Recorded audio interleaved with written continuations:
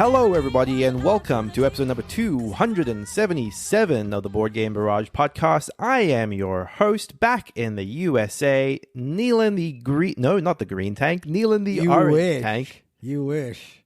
I'm even wearing the orange shirt, and I got it wrong. That's terrible. No, I am the orange tank. My name is Neelan, and with me, as you've already heard, is Mark the green tank. Hey, and with me, as you haven't heard, is nobody. Just the two of us. Yes, we are without Kellen. Kellen is in Alabama on work. Have you ever been to the South, Neelan? I don't think I have. Is Indiana the South? No, that'd be like Midwest. Okay, then no. Then I think that is... No, I don't think so. Neither have I. I'm trying to think if there's anywhere else that would qualify, but I guess not. Yeah, I think I've been to every other region of the U.S. Obviously the West, like Pacific Northwest, the East, Midwest, but I've not been to the South yet. I've been to Florida, but I don't think that counts as the South, really. Oh, actually, well, I have been in Florida, but yeah, I guess that if that doesn't count, then that doesn't count. But yeah, Florida, I guess, would be the closest. It's kind of a shame, actually. I need to make a point to do that at some point. There's a lot of the places of the U.S. I need to go to.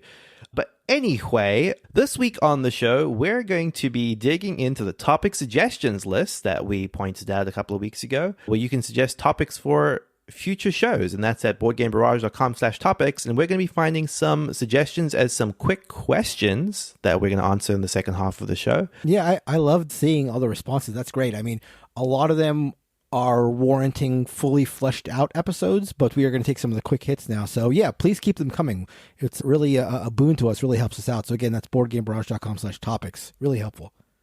Yeah, exactly. And especially in weeks like this where, one of us is unexpectedly absent, it's a lot easier just to quickly pivot. The staples, stuff like the BGB Bobs, those are harder to do with two people. Yeah. So this is a good way to sort of have fun stuff to talk about while not breaking the flow of our regular episodes. But before we do that, we're going to be talking about some of the games we played this week. And this week, Mark has been playing By Stealth and Sea, and I have been playing Undaunted Stalingrad. This has actually been dominating the last month for me, and I'm very excited to finally talk about it. But let's talk about By Stealth and Sea, Mark. Yeah, so Neelan asked me what game I was going to be talking about, and I told him, obviously, By Stealth and Sea. But what Neelan doesn't know, I think, is that we are actually going to be doing an unintended David Thompson double feature. Oh, wow, look at that. Yeah, I actually didn't know. I traded for this game a while back. This is from 2020, designed by David Thompson and Nicola Sagini, published by DVG. I didn't realize this whole time until I broke it open this weekend that this is a David Thompson design. Again, 2020. In By Stealth and Sea, you're going to be playing a part from the Second World War that I honestly had no idea about. As listeners will know that I'm a big history buff. I'm not really super knowledgeable about it, but I love digging into history. So this is about the Italians from World War II. They're usually the butt of jokes when it comes to the major powers in World War II. Usually whenever you play a World War II war game and there's an Italian faction, they tend to be the weaker side to take. So it's interesting that in By Stealth and Sea, you're playing as this elite frogman unit from the time called the Decima Flottiglia, MAS, which were literally manning torpedoes in stealth attacks against the British Royal Navy. So to be clear, they weren't launching torpedoes from nearby ships. They were literally steering torpedoes in small teams. Can't believe I've never heard of them before. But that's wild. Yeah, crazy. So just a really fascinating and a cool theme for a World War game, which often when you play a World War II game, you are going to see a lot of the same old battles or situations. So this was completely out of left field. So really, really fun. The way the game works, and I don't think I mentioned this yet, but By Stealth and Sea is a solo game. Well, I guess you can play it cooperative multiplayer. It's listed as 1 to 3, but basically what you're doing if you're playing it multiplayer cooperative is you're just splitting up the duties among the multiple players. So I would strongly recommend this for solo play. More about why I would recommend later, actually. Anyway, so the way the game works is that you select a mission. I think there are 10 available, like Undaunted Stalingrad. This can also be played in a campaign style where you complete one mission after the other, moving on from one to the next. Or you can just pick a mission on its own and play it. So once you select the mission, on your turn, you're going to be spending action points for each of your manned torpedoes in turn. And then you're going to go to an enemy phase where you'll see if the opposition is able to spot and or attack you. As far as the options you have on your turn, it's mostly what you would guess from a game where you're playing torpedoes or like a ship operator. You can move, you can turn, you can submerge, you can surface, you can attack or repair your ship. Each ship, each of the torpedo units usually have 2 action points. And for most of the available actions, your choice comes down to spending both of your points on an action to guarantee that it works, or spending 1 point and then having to roll a die to see if it was successful. So you have the balance between being risky and trying to do multiple actions on a turn versus guaranteeing something is successful but only taking a single action on a turn. The way that rolling works, rolling to succeed, is that depending on what you're trying to do, you'll have a target number, and then you're going to roll either a single or multiple 6-sided dice, and you need to meet or exceed the number. Depending on what you're trying to do, you'll be testing a skill, and that'll be how many dice you have to roll. So, for example, if you're trying to repair the ballast, for example, and my repair skill is 2, and I need to roll a 5 or higher to succeed, I get to roll 2 dice because my skill level is 2 in repair, and then keep the higher die value. There can also be modifiers and stuff like that, as you might imagine. Speaking of repairing, the repair action, you're going to be doing a lot of that in this game. The Italian equipment, and this is something that I was aware of, at least to some degree, was known in World War II often of being a little dodgy. And in this game, it's always breaking down or in danger of breaking down. Every round, after you've taken your turns, there's going to be an equipment fault check where you're going to draw a card and that'll be telling you what part of your ship is potentially breaking down. And often the mission will begin with multiple fault checks. So you're sending these guys in to these missions with faulty equipment, and it's just sort of daunting in that way. Little pun not included there. In addition to the round-by-round fault checks that I just mentioned, after you take your actions, you're going to go through a number of checks to see if the enemy spots you, if they chase you, if they attack you, if they're successful in attacking you. All these checks are listed in order on the side of the board, so that's nice and clear. You know, you take your actions, and then you have sort of like a checklist on the side of the board. You just go boom, boom, boom, going through it. Rather than rolling the dice to see if these checks are successful, you're going to be using a deck to check to see if there's any successful. And this deck replicates 2 6-sided die rolls. So it's a deck of cards numbered from 2 to 12 with the appropriate possibilities in there. You're going to keep doing this until either you're successful on your mission or all your ships are destroyed or your people are captured. And then you're going to tally up how many victory points you've earned based on the different aspects of the mission you're trying to complete and were successful with. Again, I love the theme of this game. It immediately got me into a deep dive of this Italian frogman unit, and that I thoroughly enjoyed. I really loved going into that. I also enjoyed how simple the game itself was to play. It's this big, foreboding black box. You know, it's a war game. It's called By Stealth and Sea. And all that can seem intimidating, but the game itself is pretty straightforward, and the games are done in like 30 to 45 minutes. It's also fun. It's difficult, very difficult, and I love that in a solo or co-op game. The problem I had with it, though, is that while it's a nice system that you have with By Stealth and Sea, you really feel the system. Your turns, your actual player turns, are super quick, especially if you're being conservative and playing things safe, and you're spending both of your action points per ship by making sure something works and therefore being automatically successful. Your turn can be like, okay, I do this, I do this, I do this. It can literally be like, I'm going to make sure this move action works. If you're being conservative, your actions will be like real fast. And then you have this very procedural, very repetitive opponent phase that can, again, feel quite repetitive. Yeah, it's so that it becomes sort of second nature fairly quickly, and it's never super complicated, so it's not like you're going through a lot of like flow charts or anything like that. It's very straightforward, but you're doing it over and over and over again. Again, like the bulk of your time playing this game will be going through this checklist of opponent actions. And it does sort of lessen the feeling like I'm playing this game. It sort of does feel like you're just sort of like a little cog in a bigger system because it feels, again, so procedural and mechanical. That said, I did like By Stealth and Sea, and I think I'm going to go through the entire campaign, given, again, how challenging it is, given the unique theme, and given how short each mission was. You know, if each mission was an hour or something and I'd have to go through these procedural aspects over and over again, I don't think I'd have the patience for it. But given how short it is, I think I'm going to go through it. I don't imagine that once I get through it, if I get through it, I'd ever go back to it again, just for that procedural aspect of it. But again, I enjoyed it. I really appreciated opening my eyes to this segment of history that I had no knowledge about before. So yeah, I mean, I think if you're a solo player war game person, and I think that's obviously the audiences it's targeted at, I would encourage you to go over the rules, maybe look at the rules, maybe watch some playthroughs, try it out before necessarily committing to it. I'm not really sure if it's like upper echelon war game or solo game, but fun, and again, quick, with the caveat that as quick as it is, you're going to be spending a lot of time with like procedural aspects. So that is by Stealth and C by David Thompson and Nicola Sagini, published by Dan Verson Games, DVG.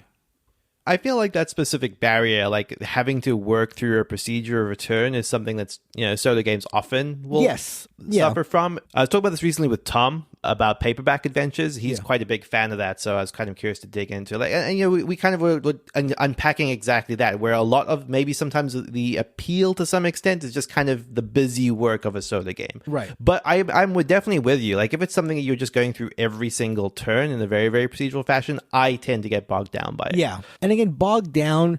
The thing is, again, the game is short. It's like 30 to 45 minutes. The games are short, but it's like, it's just that percentage is off. The percentage of like me making choices versus the game going through its flow is like just too far tipped in the, if I play this game for 30 minutes, I'm probably making choices for like 10 of those minutes. A counterexample might be, and this is probably not the best example, but one that a lot of people might be familiar with is like Pandemic. Like Pandemic, another quick game, but the AI side is relatively quick. You're flipping a card, moving some cubes around, and then you get back into your choices. Here, it's like your choices are so quick, which otherwise would be nice. It's nice that the game moves fast, but it's like you don't feel like you're doing so much in it, unfortunately. Right. Anyway.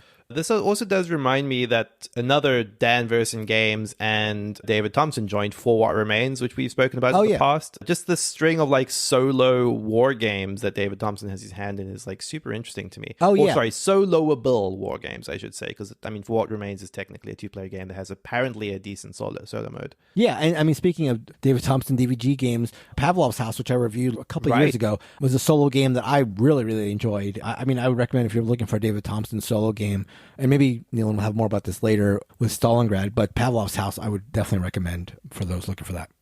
Yeah, I feel like you've unlocked my segue there, I didn't realize this was a part of Stalingrad in this particular battle, but Pavlov's House is definitely a location in Stalingrad, which gets us into Undaunted Stalingrad, which was provided to us as a review copy by Osprey Games. Another, like you said, David Thompson game. I think Undaunted has sort of very rapidly become David Thompson's magnum opus, as it were, the franchise as a whole. And I think Stalingrad, from what I've played, the extent to which it improves on Normandy is immense. I would be surprised if this wasn't the best in the Undaunted series, based on what I've heard from other players and based on my experience with it. So if you're not familiar, the sort of very quick summary of Undaunted is that it is a deck building war game where you have a map represented by interconnected squares and counters which represent your squad. So you might have your rifleman squad A and your scouts squad A, and somewhere else on the map your rifleman squad B. Now, when those squads are on the board, what that typically means is that your deck of cards will include people in that squad. Anytime you play a person from that squad, you can either you can take an action with that squad, whether that's moving, attacking with them, and so on. Whenever you take a casualty on that squad, you lose one of the cards in your deck. So that once you've run out of cards in that deck, that squad is effectively out of action until you bolster them, adding those cards back into your deck building style. You rifle through your deck multiple times every time it runs through, and that kind of largely determines the flow and the pace of your side. If you're putting a lot of rifleman cards into your deck, you're going to get to take more actions with your riflemen.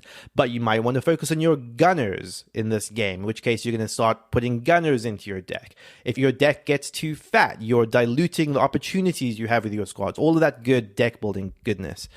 What Stalingrad adds to the formula primarily is this incredibly elaborate campaign, where kind of typically really the only real way to play Stalingrad would be by starting on mission 1 of the campaign and working your way through it. Now, one side plays the Germans, one side plays the Soviets, and as you might expect, depending on who wins any scenario will determine future events for future scenarios. But the branching structure to this campaign is really immense. And a lot of it just amounts to like story beats, but sometimes it really dictates actually very structural differences between either sides in terms of the units you have available, the actual makeup of the specific scenario. So I don't want to spoil too much of the specifics, but for example, early on in our campaign, I got access to a mission where I was sniping, which means I had snipers in my squad, which meant that from that point throughout the campaign, I had access to these snipers in future scenarios. And that kind of just ends up being like, a fairly major unit, that feels somewhat powerful, that was uniquely available to me. My brother, whom I'm playing against, has tanks at their disposal. There are differences between the sides that's a little bit based on the faction specifics, but also just based on the results from previous scenarios. If I decimate my brother's tank squad, for example, in one scenario, they're not available in subsequent scenarios. And these are all just the things that are baked into the structure of the campaign. And the way that kind of works is it very specifically gives you a game state code. So at the end of scenario 3, we might be at state 3B. Then there's a little table that says, hey, who won this round? Go to state 4A or 4B or 4C. But the extent to which this branches is elaborate to the extent that, at 11, there's like 11A all the way up to 11O for all the possible states. Okay. It really is quite impressive, like how much work must have gone into just working out like that little branching tree. And, I'm sure that there is like a lot of like behind the scenes magic where it's maybe not as wide as it would appear at the outset, but the illusion is so solidly there. And what this also leads to is little briefing story paragraphs before each scenario, which is referencing all the things that happened earlier in the campaign. And I think that's where the most of the magic is. You have characters that are getting medals and getting promoted and getting rewarded for like overcoming overwhelming odds in scenarios, because some of the scenarios are definitely weighted towards one side or the other depending on the specific makeup.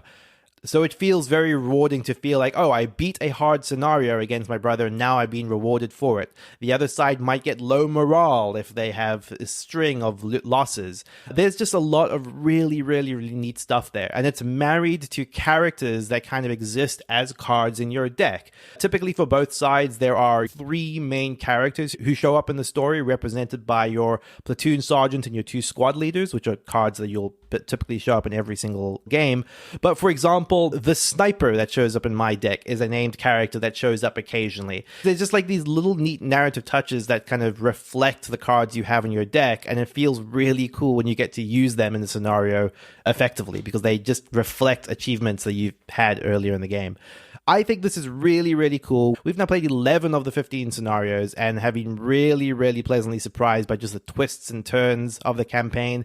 There are fun little surprises that get thrown in where one faction has access to information that they can then use in missions versus the other. It's really cool stuff. I've really been digging this. Wow, that sounds really, really interesting. I obviously was in very general terms aware of what Stalingrad was, like the deck building war game that the other Undaunted games were. And I knew it had campaign aspect to it, but you really sold me on the unique qualities of the campaign. So when it comes to these like branching possibilities, you're always going to be playing through the 15 missions if you're doing the whole campaign. It's not like you like will jump from like, depending on what happens in campaign 8, you might be playing campaign 9 or campaign 12 next. You're always playing the entire 15 campaign series. Yeah, my understanding is you're always playing 15 missions. Right. But the actual specific scenarios could be very different. Okay. What I mean by that is like, because there's a scenario, I think they number them like 901, 902, 903, and sometimes they're up to like 4 different variants for what the 9th scenario is. Okay. And it's not always just a simple, like for example, in the most rudimentary example that I gave, like I demolished the tanks in one scenario. So there are 2 versions of scenario, let's call it arbitrarily 9. One where my brother has tanks and one where he doesn't. Okay. But then there's a whole different like mirror universe version of that scenario as well, which, you can look at it and be like, I don't even know what this represents because it like represents completely different, choices that were made earlier. Interesting. So there is this sense that it is definitely like a narrative that's sort of splitting apart and coming back together. It doesn't just infinitely branch, in all directions. They do some clever, subtle stuff to like weave it back together, and otherwise it would just be really unwieldy. But again, the magic is in the cards you've unlocked based on specific scenarios, as well as just like small little touches like upgraded cards you have, which actually leads me to something else, which is, even separate from like the campaign structure, as it were, there's also this layer of, if you take a casualty in the game, that has a chance to become a permanent casualty and is permanently removed from your supply for the remainder of the game, or replaced with a reserve, which is like a weaker version of that card. Right. Some cards get upgraded and become like stronger versions, but it's especially bad when those upgraded versions die. So there's just like a lot of stakes on both sides, which I thought was really, really cool. And does this have a lot of trappings of campaign games or legacy games where, like, you said you sometimes like will unlock things? Does this take the form of like open an envelope? Well, yes, but not in the form of specifically like an envelope. Like you have a deck of locked cards that you're not supposed to rifle through. It's just like, okay, now grab cards 43 to 50 from the locked deck. Okay. And it has that same novelty of like, ooh, now I have artillery or something, you know? But yeah, I think it's really novel. It's funny because it has as much satisfaction as I've seen from this style of legacy game, but not really with any of that kind of glitz you're describing. Like, it doesn't present itself in a way of like, ooh, boxes and envelopes and stuff to unlock. It's a very by their numbers campaign that's just been really meticulously worked out. Nothing wrong with that, certainly. Now, I know you're not like a big war gamer. I actually just traded for a copy of this myself. You got me super excited to play it. And again, I don't know if your brother is a big war gamer either, but war games can sometimes be like a barrier to getting people interested in playing with you. But it feels like that was an issue with you. And I've played the other Undaunted games, so I have a sense of this, but it feels like it might be like approachable to general gamers, like given the deck building, given some of the tropes that are not necessarily war game things. Yeah. Definitely. I would say that if there was a single thing that you sort of have to ask yourself if you're okay with, it's extensive dice rolling. The game does not really do that much to mitigate the fact that more often than not, when you take an attack, you're rolling dice, and a hit is a kill and a miss is nothing, you know? And it's funny you mentioned the cards as a replacement for dice in By Stealth and Sea, because I've often found myself wondering if that wouldn't work better in Undaunted, where you kind of felt like you had a handle on the odds. But one of the things I realized, and funny, I realized this as you were talking about that game, was the one thing you would never want to lose in Undaunted is the idea of just taking like a shot in the dark, having it hit. You know, if you always knew the odds were just going to like, I've had my 10, so I'm not never going to get that crazy shot again. I think that would take a lot of the fun out of it, because the scenarios tend to sort of like hang on a knife edge, and you know, you have to be okay with a lucky shot winning the game or vice versa. That's just the sort of game it is. As for like my experience with war games, like my brother and I played a lot of Warhammer when we were younger, so like that's the limit of our experience with it. I do think Undaunted is much, much more accessible than anything in that genre that I've played. Yeah, I think it's only fair to speak for the not with us currently Kellen, who, and correct me if I'm wrong with this, but you played on another Undaunted with him and he absolutely hated the dice rolling part, right? Stalingrad, in fact. So I said to Kellen, like, let's play the first scenario and we'll gauge whether this is something you want to play together. And Kellen was like, absolutely not, after the first game. So you did get to the first game and he hated it enough that he will not agree to continue further. That's exactly right. So I ended up just like that. Nope, totally cool. I'll reset it and have a grand time with my brother. Yeah, which you have been.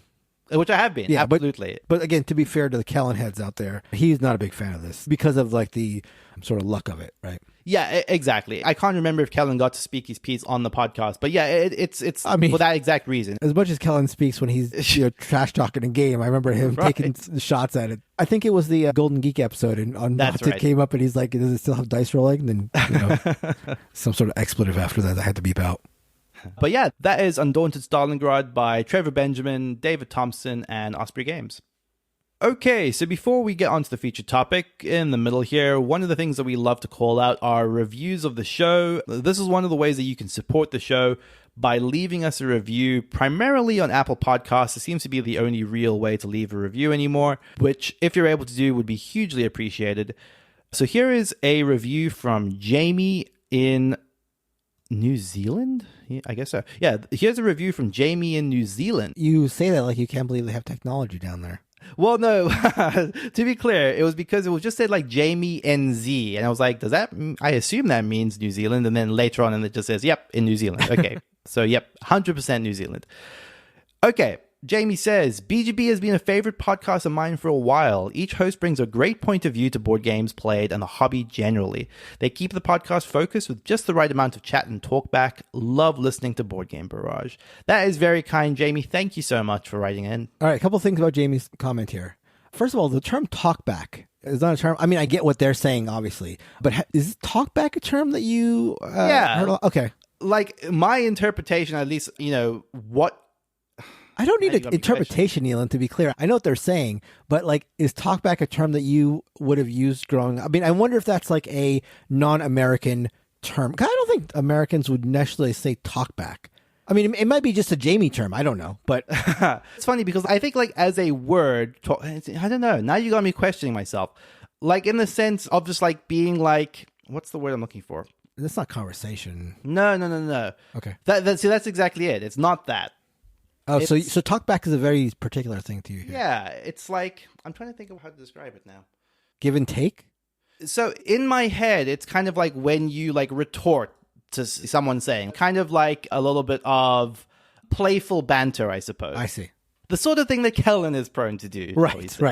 So our talkback levels have dipped, you're saying, in this episode. Right, exactly. Gotcha. On this particular episode. And the other thing is I want to call out is, and this is on your behalf, Neelan, is the way that Jamie spelled favorites. The correct way. The only correct Commonwealth way to spell that word. Yeah, got the extra U in there, so...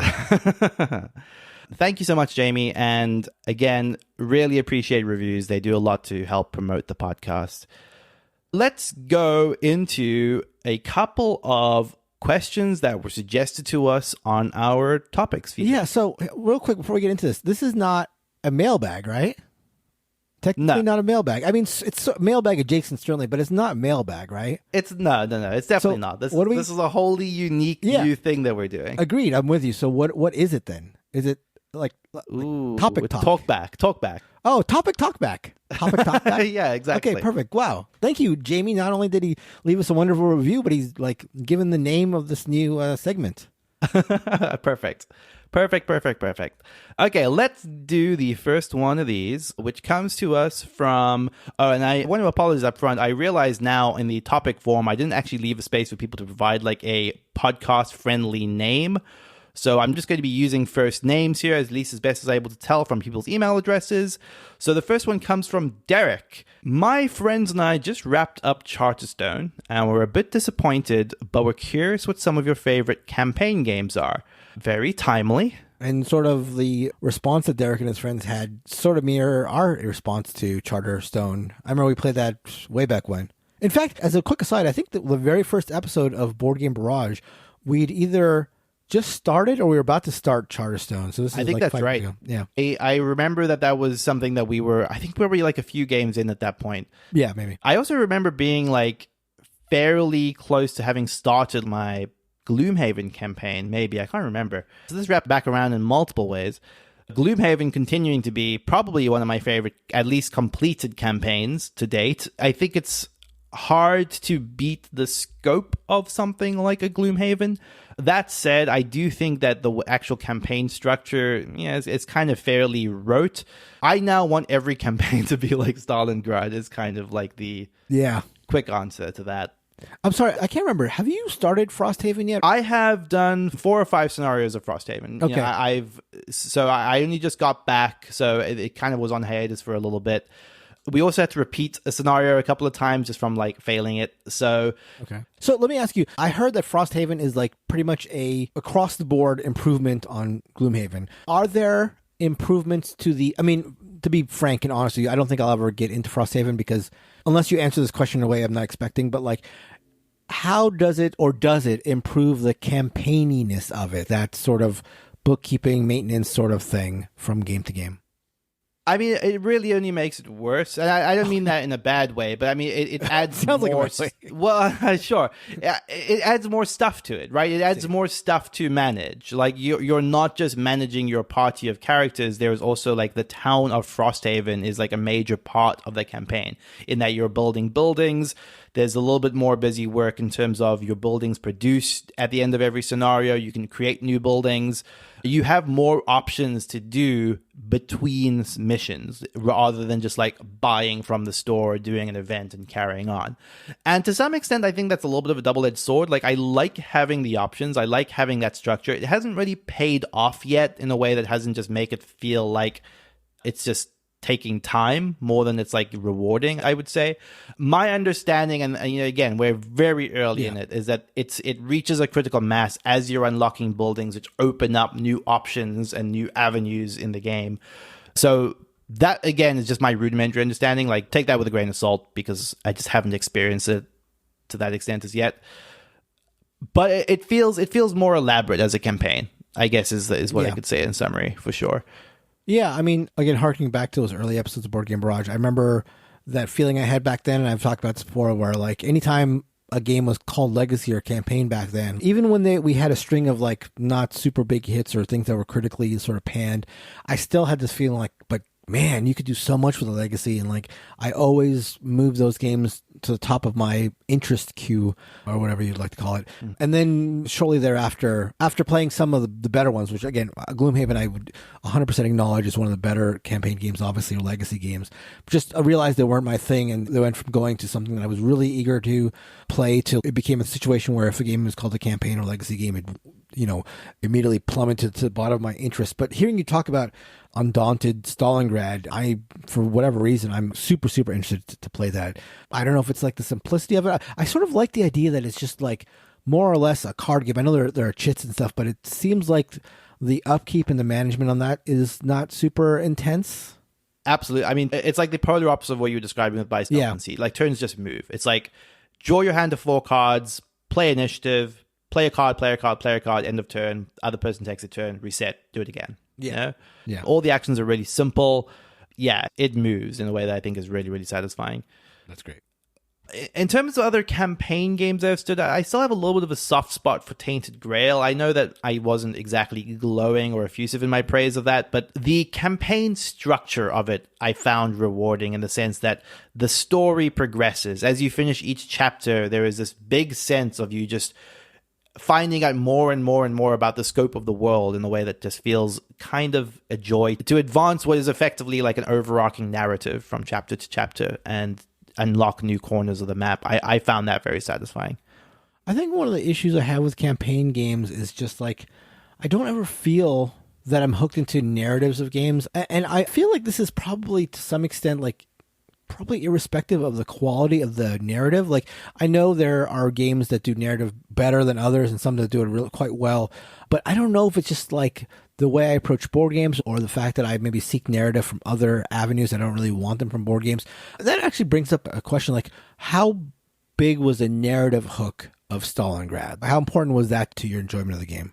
I think, and I do actually mean this as a pro, which is to say that I actually think it's quite a small part of why I enjoyed the campaign. Yeah. Like the writing is just a very brief paragraph that you read to yourself. As we enter a scenario, I read to myself what's happening on the Soviet side.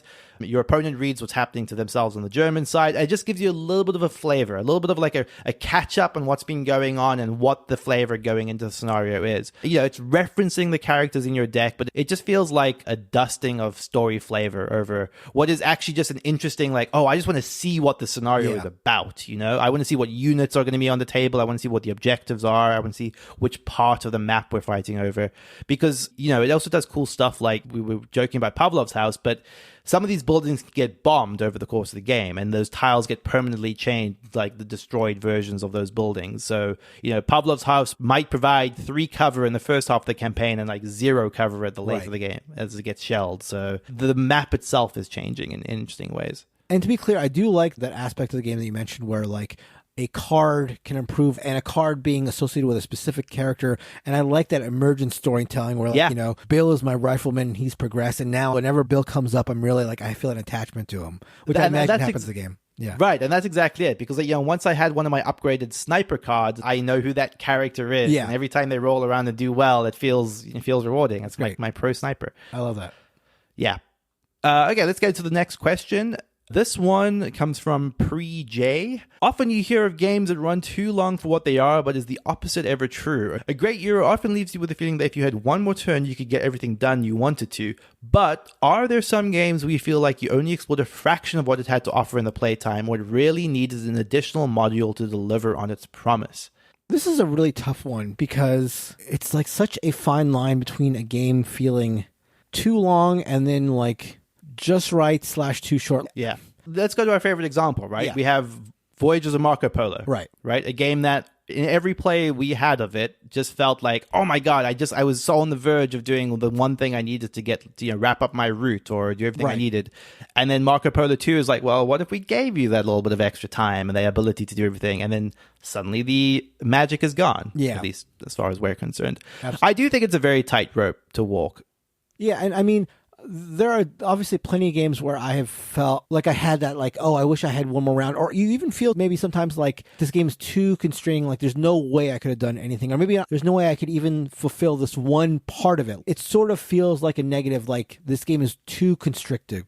But again, like even in those situations, I still feel like all it does is spur me on to play it again. Like, right. There are negatives to it, but I would much, much rather a game err on the side of feeling too restrictive than going the other way. Because anytime a game wraps up, especially a Euro game, and I look down and all my tracks are maxed out, it's like, I am never going to play this game again, you know? Yeah, I'm struggling to think of a good example of one where that feeling would be better removed, if that makes sense, where it's like, right. Yeah, I want to just bolt one thing onto this game so it feels a little bit more like I got stuff done than I wanted to.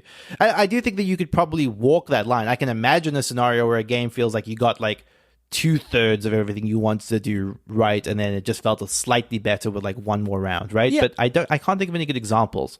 I mean, I did feel a little bit like this in my play of Woodcraft, which I just talked about, where I did feel like, again, a lot of people have called Woodcraft like extremely restrictive. I don't feel like that's the case. But at the end of it, I did sort of feel like maybe this would be spoiled with 2 additional turns, but maybe one more would make it feel even better, you know? And so I did have that sense with it. Again, I enjoyed Woodcraft. I enjoyed how restrictive it was.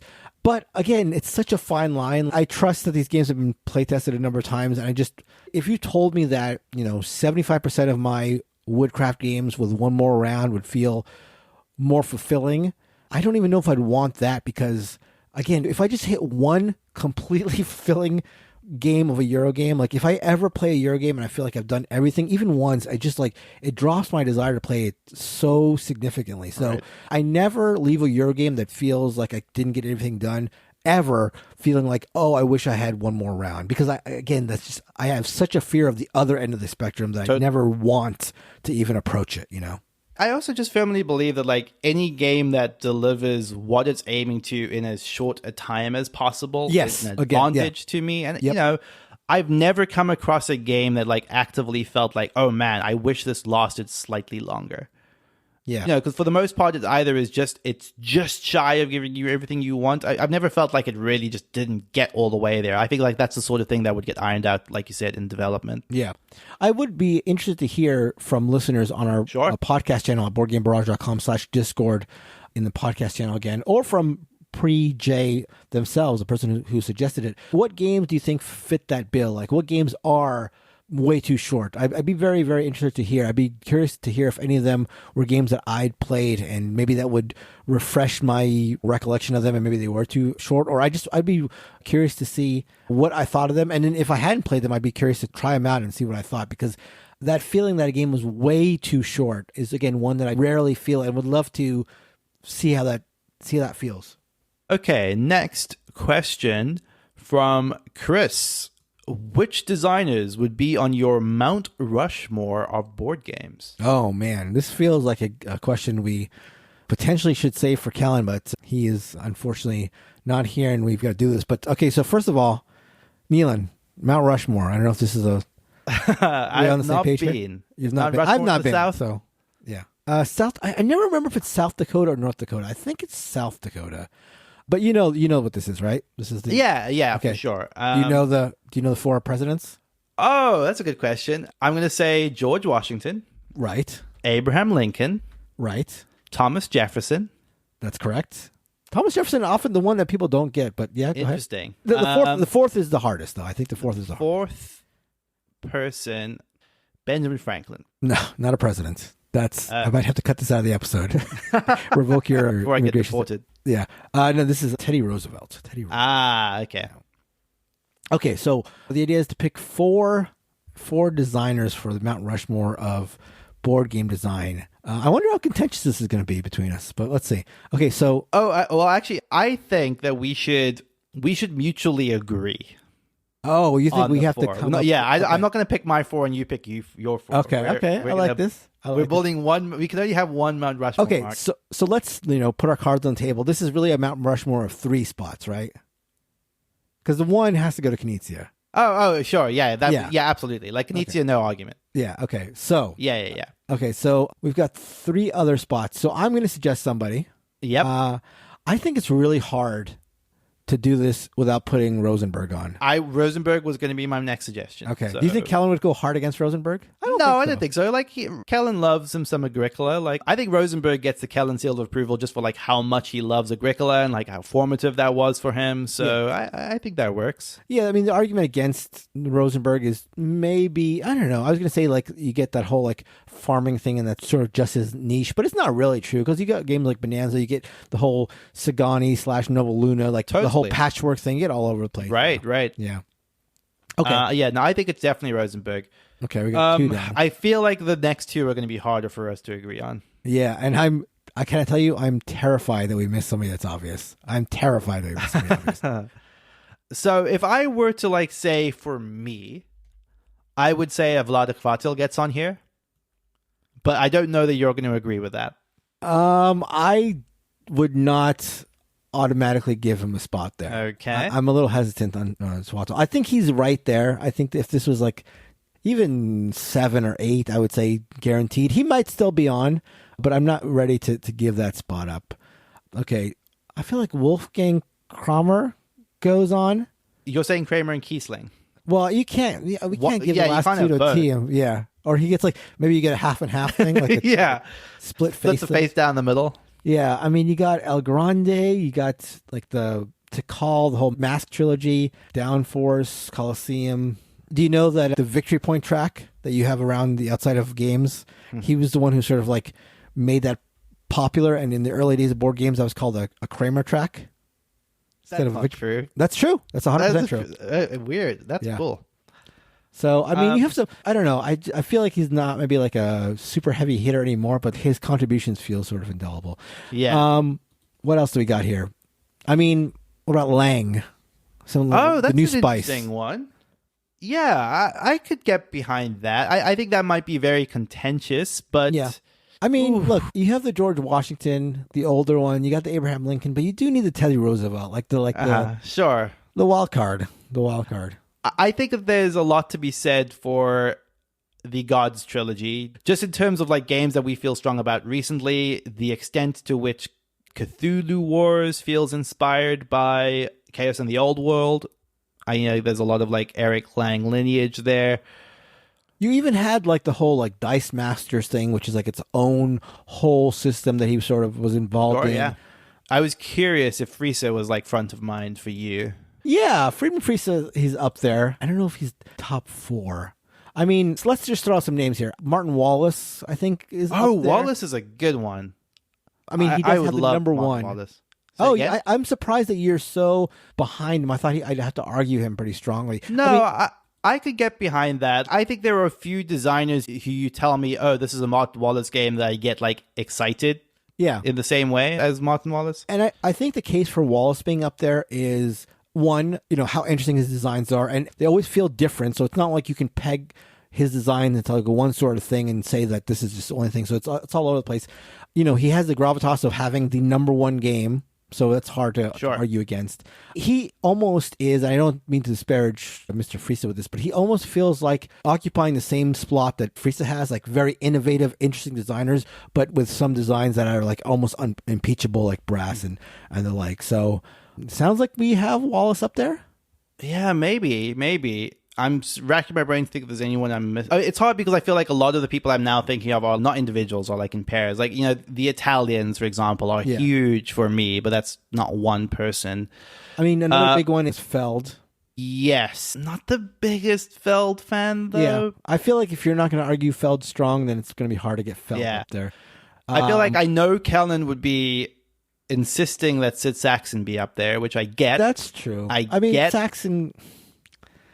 I don't know. I feel like if we did this Mount Rushmore, or maybe better said, I was going to say if we did this 50 years ago, but I say maybe if we were 30 years older, if we were like cranky old men, I think Saxon would be up there. But we're young, we're hip. Yeah, exactly. I like how enthusiastic you are about that. Exactly. So I definitely give Saxon his due. Obviously, you can't not do it, but like.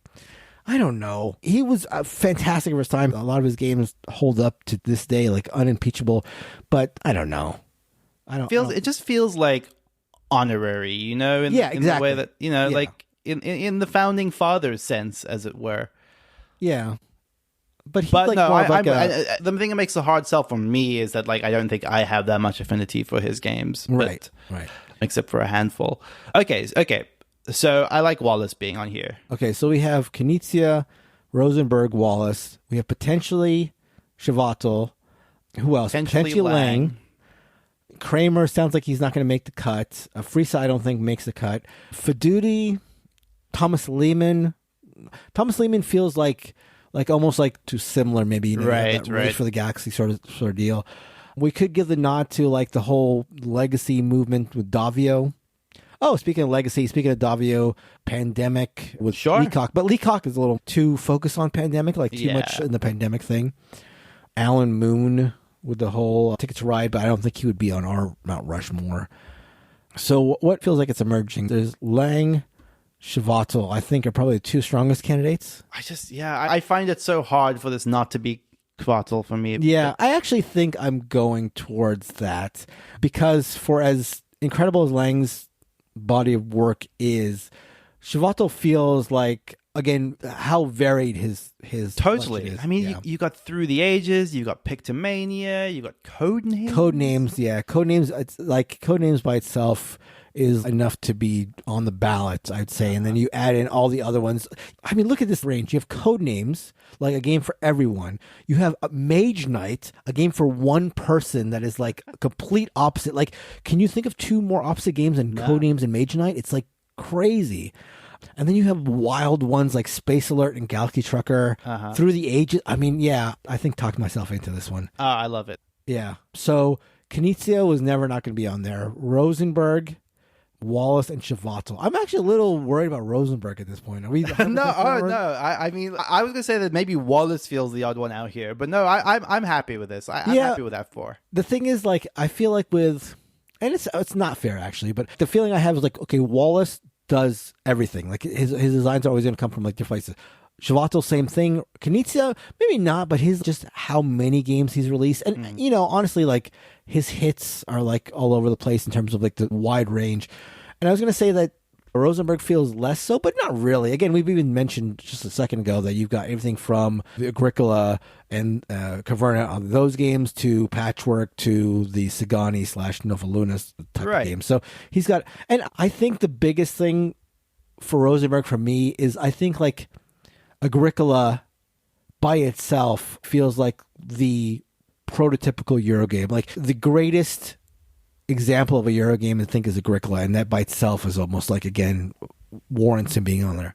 I mean, definitely formative for like my intro to the hobby for sure. And then, you know, also the designer of the greatest game ever made. So Agricola is the second greatest game ever made. No, I'm talking about A Feast for Odin, Mark. You know what's hilarious? I completely did not even think of that when we were adding him to the list. But okay, when Kellen gets back, we should let him know, because obviously he's never going to listen to this episode. But let him know who we decided on. Let him know who decided and see how angry he gets. That'd be interesting. I think pretty angry. I think if someone will definitely not be in the Blood Throttle camp, it's Kellen. Okay, so again, we know he's not going to listen to this, right? So let's guess what his big complaint's going to be. I think you hit it on the head that he wants Saxon on here. Yeah. Who's he going to have a big problem with? See, I don't think he would object that much to Wallace. Kellen likes Wallace. Yeah. I think he would want Sid Saxon on. I think there's probably a Carl Chudyk push on there for Kellen, although I don't know. I don't think he warrants it, even from Kellen's perspective, to be quite frank. Yeah, I think he's going to have a problem with Shavato and potentially Wallace, like you said, and I think he's going to ask for Saxon and Chudyk. I mean, I don't think he would go for Lang. Yeah. Curious. So let's ask him that next week. Again, he will have no idea it's coming, and I'll be very curious to see who he adds. So yeah, I think that is going to do it. If you want to hear your topic suggestions discussed on the show, you can go to boardgamebarrage.com/topics, fill out the form, and leave us a suggestion there. Lots of great suggestions that we're excited to work through, and we'd love to see yours in the list sometime. Otherwise, you can head to all of our social media if you want to reach out to us, whether that's on Twitter, whether that's on Facebook, and most importantly, our Discord community, which is at boardgamebarrage.com/Discord, and is a lovely way to hang out and chat with other gamers, other people that are fans of the podcast or just love board games as well as us. We're in there regularly chatting about board games every day. Thank you, as always, to Heart Society for our intro and outro music, What's in Your Mind, Kid? And goodbye. Goodbye.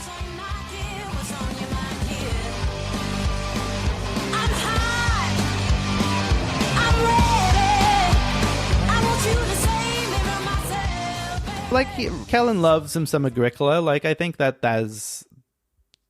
gets Rosenberg's stamp. I mean, that gets the Rosenberg stamp seal full. Oh, sorry. That gets the Rosenberg. I don't know seal what of approval. here. Seal of approval. That gets Kellen's seal of. No, I was going to say this one more time so I get all the emphasis completely right. I think Rosenberg. Oh, my mom is visiting. She wants to say hi. Okay. She doesn't know how this camera works. Surprise. No, you have to see yourself on the thing. She literally doesn't understand. There she is. Hi. Hi. You can't hear him because he's on this thing, but he says hi too. Okay. Nice to meet you. What's that? Is this it? That's it? This is she's asking, is this it? Yeah, this is it. This is it. Yeah, so this is the podcast. Favorite son ever. Until There you go.